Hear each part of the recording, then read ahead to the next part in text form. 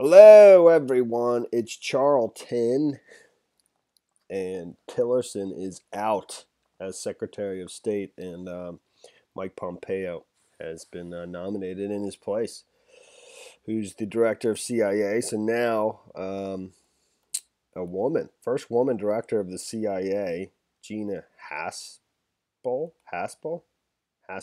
Okay, so here's Trump tweeting out, and I'll try to tell you as much as I heard, through the news and looked up myself about Tillerson, Pompeo, and Haspel. So Mike Pompeo, director of CIA, will become our new Secretary of State. He will do a fantastic job. Thank you to Rex Tillerson for his service. Gina Haspel will become the new director of the CIA and the first woman so chosen. Congratulations to all. Yeah, that's pretty big. The woman director of the CIA. We'll look into her right now, and she's on Wikipedia. I'm a huge Trump fan, so just but there's stuff on there that was like people are gonna go whoa to. I think.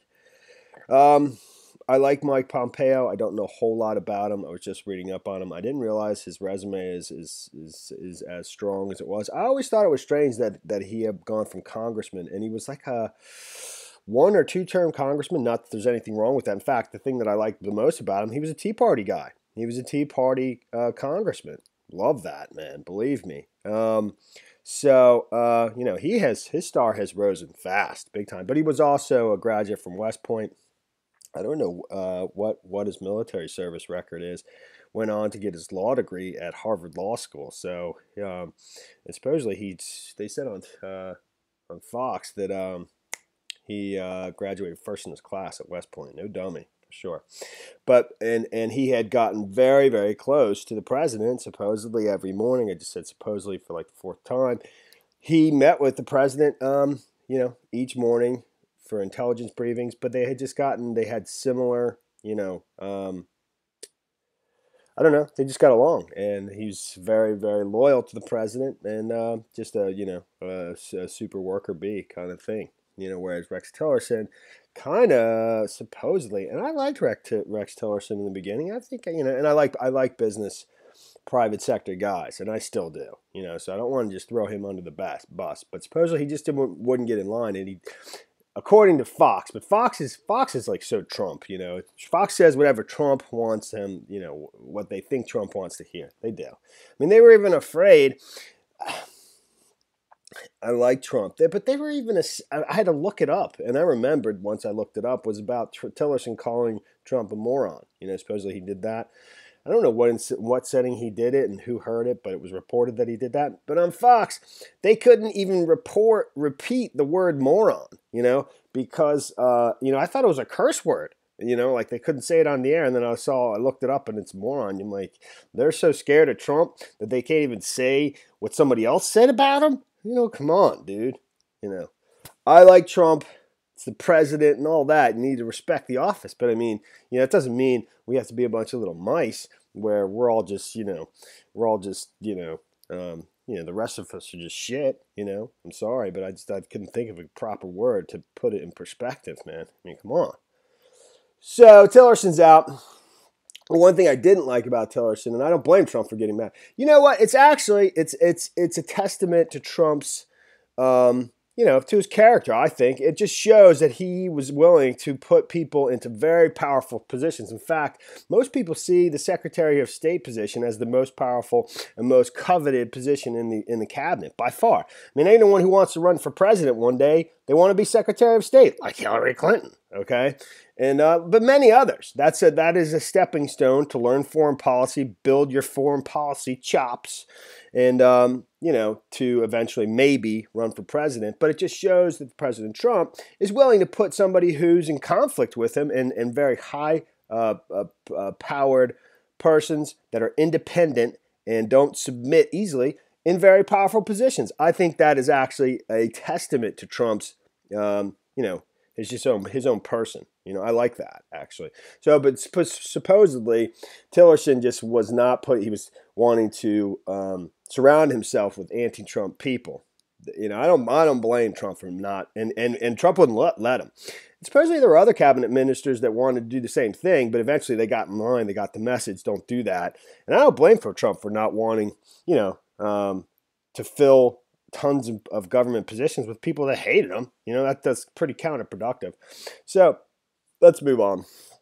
I really, like I told you about as much as I know about Mike Pompeo, so I think we'll leave it there and just take a very quick look at this Gina Haspel woman, who the president nominated her, and he made her the deputy director of the CIA in February. So this was in the works for sure. I didn't know that. I mean, that's what it said on Wikipedia.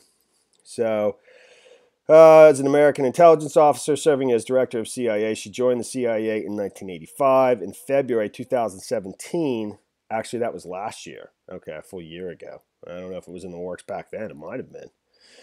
So she was appointed by President Donald Trump as deputy director of the CIA. Haspel ran the Black Site CIA prison located in Thailand in 2002. Whoa, okay. I don't think you want to mess with this chick, you know what I mean? So the site was codenamed Cat's Eye and held suspected Al-Qaeda members. Major stuff, dude. Oh, goodness, I don't want to... Abd al-Rahim al-Nashiri and Abu Zubaidah. I don't know. For a time, those are two, I guess, high-profile Al-Qaeda members. So the Senate Intelligence Committee report on CIA torture specifies that during their detention at the site, they were waterboarded and interrogated using no longer authorized methods. So definitely some controversy here, and there were actually criminal charges brought by foreign entities, the European something or somebody. But let me keep going. Declassified CIA cables specify that Zubaidah, I don't know if I'm pronouncing that right, was waterboarded 83 times in a month, was sleep deprived, kept in a large box, and his head slammed against the wall, and he lost his left eye. So Zubaidah was deemed by the CIA interrogators to not be in possession of any useful intelligence. Haspel later was the chief of staff to Jose Rodriguez, who headed the CIA's counterterrorism center. So, she's definitely, she's got some experience.